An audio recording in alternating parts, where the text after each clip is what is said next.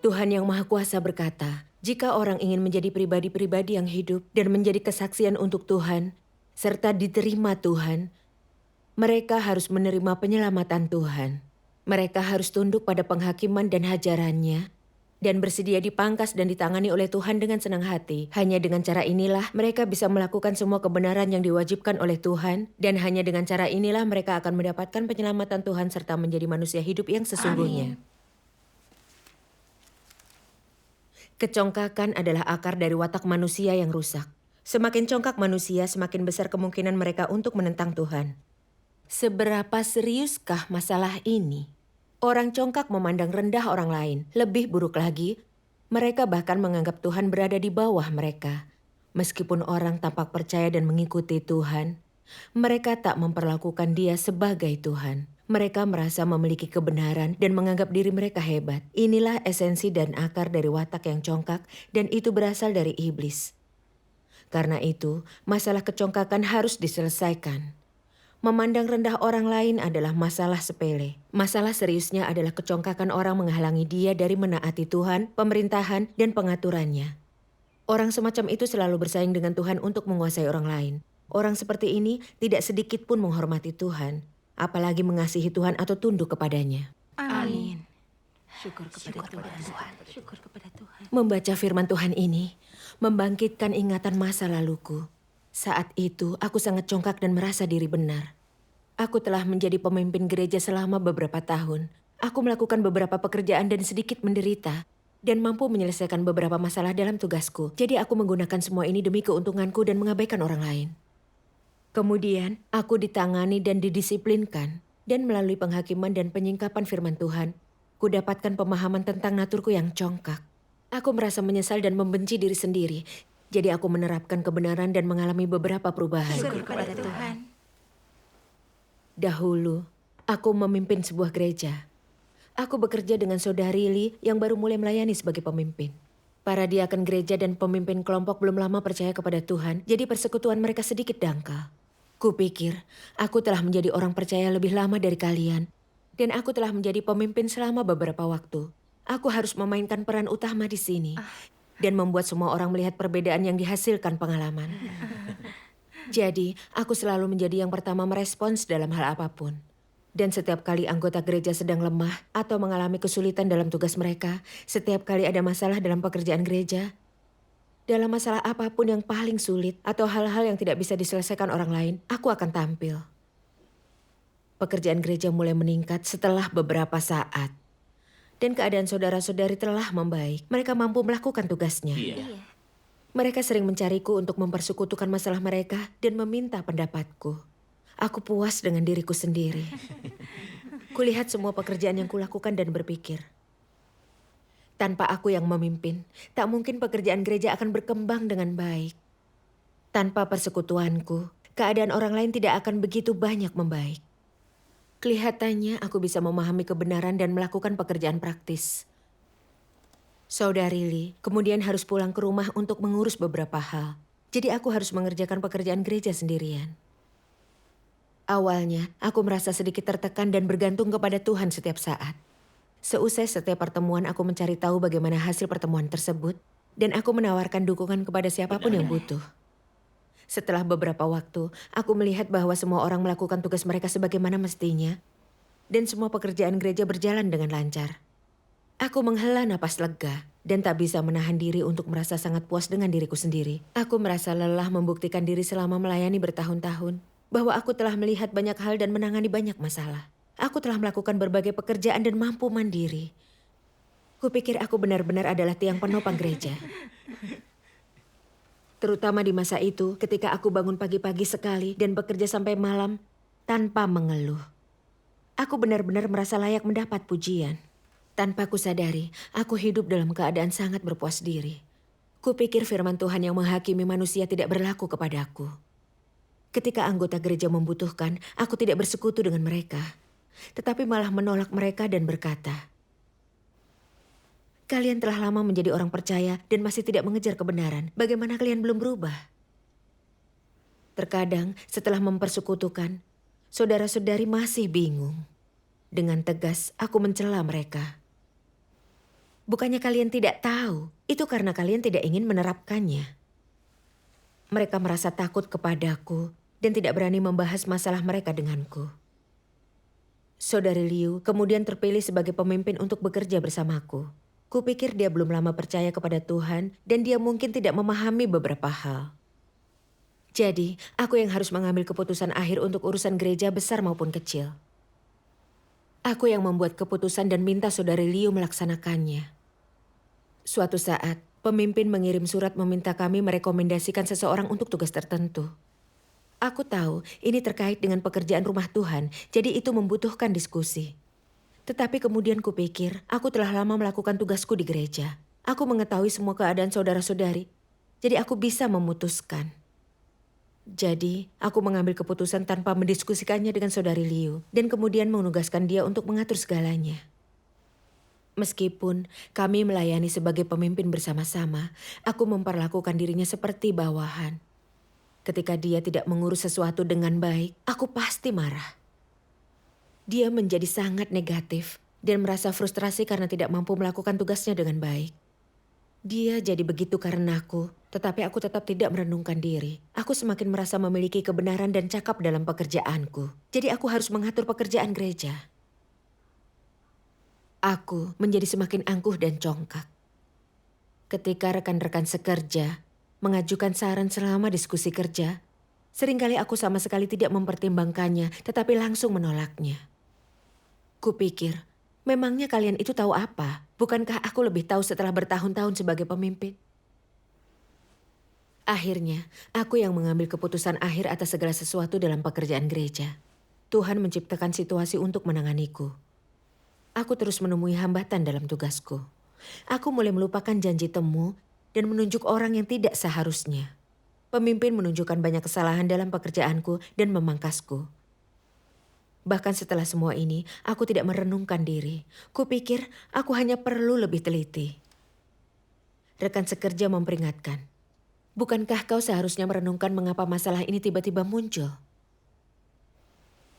Aku berkata dengan jijik, tak seorang pun yang sempurna. Semua orang membuat kesalahan.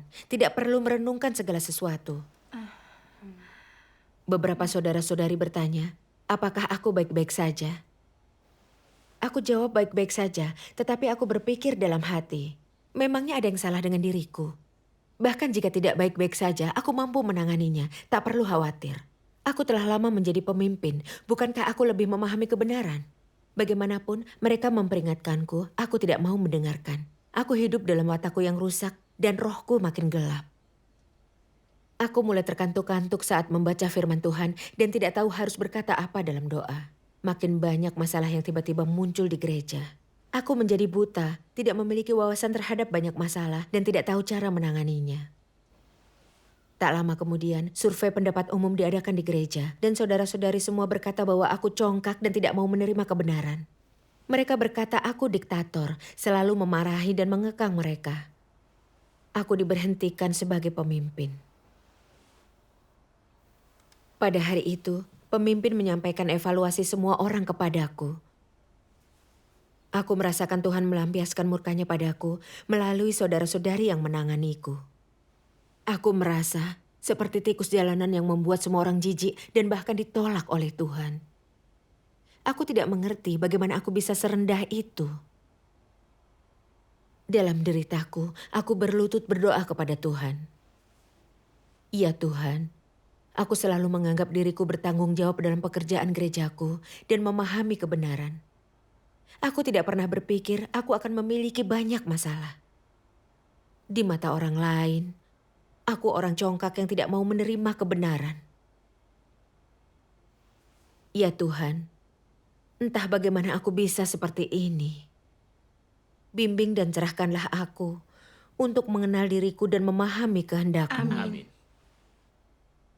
Kemudian, aku membaca firman dari Tuhan ini. Sebaiknya engkau semua mencurahkan lebih banyak upaya mengetahui kebenaran tentang mengenal dirimu. Mengapa engkau semua tidak menerima perkenanannya? Mengapa watakmu adalah kejijian baginya? Mengapa kata-katamu memuakkannya?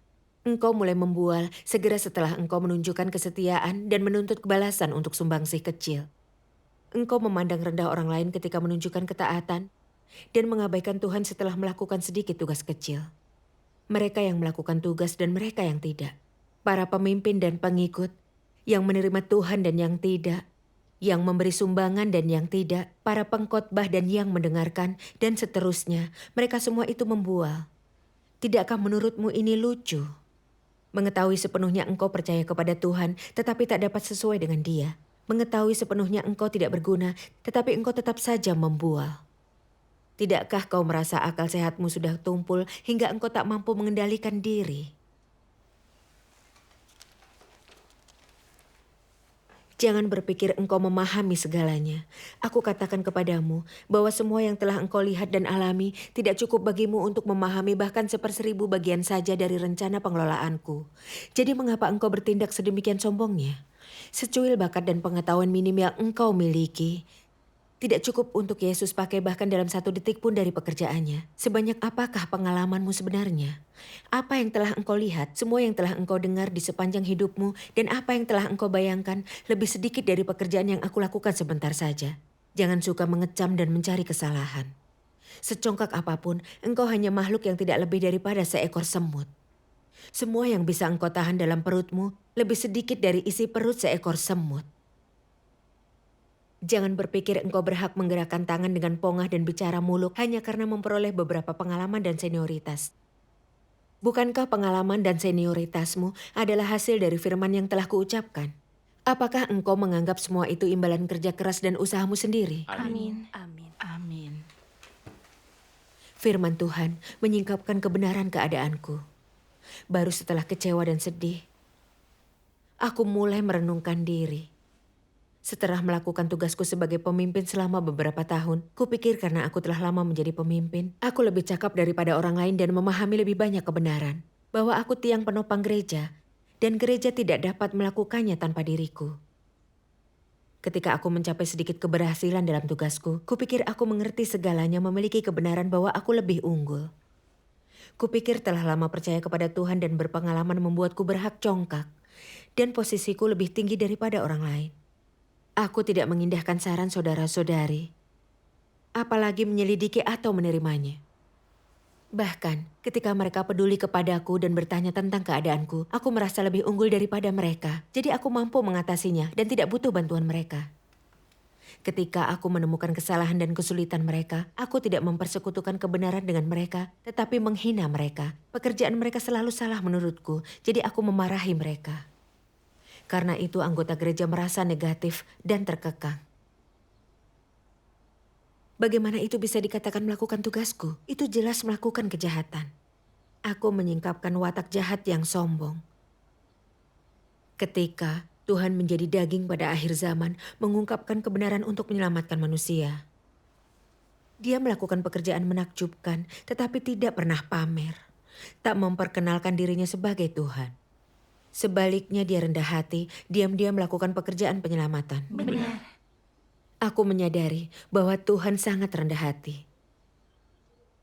Tetapi aku yang dirusak sedemikian dalamnya oleh iblis penuh dengan watak jahat. Menganggap hebat kemampuanku karena telah lama percaya kepada Tuhan. Dan telah lebih lama bekerja dan memahami lebih banyak doktrin daripada orang lain. Aku telah meninggikan diri. Aku sama sekali tidak mengenal dan tidak tahu apapun tentang diriku. Dan aku jauh terlalu congkaknya. Aku mengerikan. Iya. Setelah disingkapkan oleh Tuhan, akhirnya aku menyadari tingkat pertumbuhanku yang sebenarnya. Aku dapat menyelesaikan beberapa masalah dalam tugasku hanya karena pekerjaan Roh Kudus. Iya. Tanpa pekerjaan dan bimbingannya, aku sama sekali buta dan tidak memahami apapun. Aku tidak mampu mengatasi masalahku sendiri, apalagi masalah orang lain. Meskipun demikian, aku menjadi sangat sombong. Aku sangat congkak. Pada saat itu, aku merasa malu dengan perilakuku. Kemudian aku membaca firman Tuhan ini. Jika sungguh mempunyai kebenaran dalam dirimu, jalan yang engkau tempuh pasti menjadi jalan yang benar. Tanpa kebenaran, mudah untuk melakukan kejahatan meskipun engkau tidak mau. Misalnya, jika engkau memiliki kecongkakan dan kesombongan, engkau akan merasa mustahil untuk berhenti menentang Tuhan, merasa terdorong. Engkau tidak melakukannya dengan sengaja, tetapi di bawah dominasi sifat congkak dan sombongmu. Kecongkakan dan kesombonganmu akan membuatmu memandang rendah Tuhan dan menganggapnya tak berarti. Itu akan mengakibatkanmu untuk meninggikan diri sendiri, membuatmu selalu menonjolkan diri. Dan pada akhirnya duduk di tempat Tuhan dan memberi kesaksian bagi dirimu. Pada akhirnya engkau akan mengubah ide, pemikiran, dan gagasanmu sendiri menjadi kebenaran yang harus disembah. Lihatlah betapa banyak kejahatan yang dilakukan manusia di bawah dominasi sifat congkak dan sombong mereka. Untuk bisa mengatasi tindakan jahatnya, mereka harus terlebih dahulu mengatasi masalah dalam natur mereka. Tanpa perubahan dalam watak, tidaklah mungkin mendatangkan penyelesaian fundamental atas masalah ini. Setelah membaca firman Tuhan, aku menyadari bahwa naturku yang congkak adalah akar penyebab aku menentang Tuhan. Didorong oleh naturku yang congkak, aku mengakui hasil pekerjaan Roh Kudus sebagai milikku saat aku mencapai sedikit keberhasilan dalam tugasku, lalu meninggikan diriku. Aku meyakini diriku sebagai penerima penyelamatan Tuhan, padahal aku tidak mengenal diriku sendiri. Dalam tugasku, aku selalu memamerkan senioritasku, menganggap diriku lebih baik dan lebih tinggi daripada yang lain, selalu menyuruh orang lain. Kugunakan firman Tuhan untuk memperingatkan yang lain. Dan tidak membahas segala sesuatunya dengan saudari yang bekerja bersamaku. Sebaliknya aku bertindak secara otoriter. Aku membuat keputusan sepihak pada hal-hal penting untuk pekerjaan rumah Tuhan. Aku menjadikan saudari Liu sebagai pemimpin boneka dan menciptakan kerajaanku sendiri di gereja. Kecongkakanku membuatku mengabaikan orang lain, bahkan Tuhan. Aku tidak mencari kebenaran ketika dihadapkan pada masalah. Terlebih, aku mengambil gagasanku sebagai kebenaran dan memaksa orang lain menaatiku. Itu mengingatkanku kepada Tuhan yang memberi penghulu malaikat kuasa untuk mengatur malaikat lain di surga. Tetapi dia kehilangan nalar dalam kecongkakannya, merasa dia ciptaan istimewa dan ingin menjadi setara dengan Tuhan. Akibatnya itu menyinggung Tuhan dan Tuhan mengutuknya dan melemparkannya ke bumi dari surga. Iya. Sekarang, Tuhan mengangkatku untuk bekerja sebagai pemimpin, untuk meninggikan dan memberikan kesaksian tentang Dia, agar aku bisa mempersekutukan kebenaran dan membantu orang lain memahami kebenaran dan tunduk kepada Tuhan. Iya, benar. Namun aku tidak mencari kebenaran atau melakukan tugasku sesuai dengan tuntutan Tuhan. Aku malah merebut kekuasaan dan membuat semua orang mendengarkan dan menaatiku. Apa bedanya diriku dengan penghulu malaikat? Tuhan mengatur keadaan-keadaan untuk menghalangi jalanku, lalu memperingatkanku melalui saudara-saudari, tetapi aku tidak menerimanya atau merenungkan diri. Aku sangat keras dan memberontak. Aku telah congkak dalam tugasku, menekan anggota gereja, mengakibatkan mereka hidup dalam kenegatifan dan tak berdaya. Tidak ada kemajuan dalam pekerjaan gereja. Watak congkakku menyebabkan semua hal ini. Iya. Aku memiliki natur yang sedemikian keras kepala dan congkak. Tanpa Tuhan menyingkapkan dan menanganiku dengan keras melalui saudara-saudari dan memberhentikanku dari tugasku, aku tidak akan pernah merenungkan diriku sendiri. Jika itu terus berlanjut, aku hanya akan melakukan lebih banyak kejahatan. Aku pasti menyinggung watak Tuhan dan dikutuk seperti penghulu malaikat. Benar. Saat itu, aku memahami maksud baik Tuhan. Dia melakukan ini untuk menghentikanku di jalan kejahatanku dan memberiku kesempatan bertobat. Iya. Tuhanlah yang melindungi dan menyelamatkanku. Amin. Aku bersyukur kepadanya. Syukur kepada Tuhan. Ini sesuatu yang benar. Setelah aku digantikan, Saudari Liu dapat melakukan tugasnya secara normal. Dan dari apa yang orang lain katakan, meskipun pemimpin dan diaken yang baru terpilih belum lama menjadi orang percaya, ketika mendiskusikan pekerjaan tak seorang pun yang berpegang teguh pada gagasan mereka sendiri, melainkan bersandar kepada Tuhan mencari kebenaran bersama. Semua bekerja sama, dan pekerjaan gereja kembali meningkat. Terima kasih Tuhan. Aku benar-benar malu mendengar ini. Aku selalu berpikir pekerjaan gereja tidak bisa berlanjut tanpa diriku. Tetapi dihadapkan dengan fakta-fakta, aku menyadari bahwa pekerjaan rumah Tuhan dilakukan oleh Roh Kudus dan tak bisa dilakukan oleh satu orang. Orang-orang bekerja sama dan melakukan tugas mereka. Berapa lama pun kita telah percaya kepada Tuhan, selama kita mengandalkan Tuhan untuk mencari dan menerapkan kebenaran dalam tugas kita akan mendapatkan berkat Tuhan. Syukur kepada Tuhan. Melakukan tugasku tanpa mencari kebenaran, tetapi dengan congkak melakukan apapun yang kuinginkan, memuahkan bagi Tuhan. Tanpa bimbingan Tuhan, aku kehilangan pekerjaan Roh Kudus dan tak mampu berbuat apa-apa. Iya. Dahulu aku dibutahkan oleh kecongkakan, membabi buta, dengan angkuh menyuruh-nyuruh orang, mengekang dan menyakiti saudara-saudari, dan aku telah mengganggu pekerjaan gereja. Aku sangat mencela diriku sendiri. Aku berdoa kepada Tuhan. Ya Tuhan, aku telah begitu buta dan belum mengenal diriku sendiri. Selalu berpikir aku lebih mengerti karena aku menjadi pemimpin dan lebih unggul. Kecongkakanku memimpinku dalam tugasku dan ini mengganggu pekerjaan rumahmu. Ya Tuhan, aku tidak mau lagi menentangmu dan ingin sungguh-sungguh bertobat. Amin. Kemudian aku membaca bagian ini dalam firman Tuhan. Engkau harus tahu orang-orang semacam apa yang aku inginkan. Orang yang tidak suci tak diizinkan memasuki kerajaan atau mencemarkan tanah yang kudus. Meskipun engkau mungkin sudah melakukan banyak pekerjaan dan telah bekerja selama bertahun-tahun, pada akhirnya jika engkau masih tetap kotor, menurut hukum surga tidak dapat dibenarkan engkau berharap dapat masuk ke dalam kerajaanku. Semenjak dunia dijadikan sampai saat ini, tak pernah aku memberi jalan masuk yang mudah bagi orang-orang yang menjilat untuk mendapatkan perkenananku.